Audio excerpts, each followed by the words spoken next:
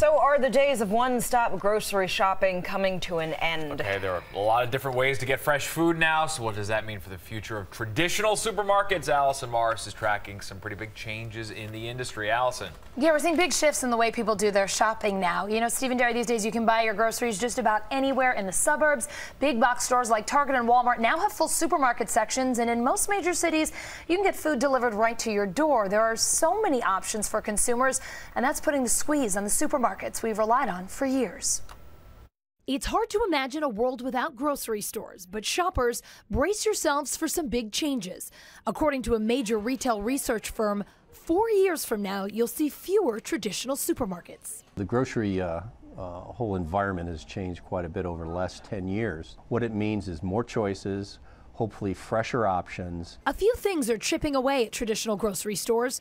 Consumers are doing less one-stop shopping. They'll go maybe one place for fresh produce. They'll do some other shopping for canned goods and other staple items for the homes. And they want fresher food. We've realized that, you know, if we want to be around longer, we have to eat better, we have to exercise and take care of ourselves. So that started the boom towards fresh market types of grocers. According to JLL Retail, sales at fresh food markets will jump 92% by 2018.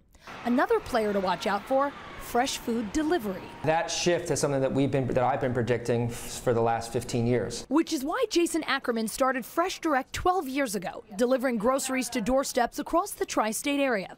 His delivery service sources straight from local farms. Ackerman argues that makes Fresh Direct cheaper and fresher than your local grocer. If you cut out all the distribution and all the handling and all the inventory and you create a direct line, it's actually less expensive as well as better for the food. Because it's faster, it's just fresher. Ackerman claims the typical Fresh Direct shopper spends about $120 a week on produce, meats, dairy, and packaged goods. But food delivery isn't an option for everyone, and supermarkets aren't going to disappear. Those who want to traditionally shop at the grocery store like they have been in the past, they'll have those still available. Places like Costco will continue to thrive. As a matter of fact, Costco has started to bring fresh produce into their stores. It's been a huge success for them.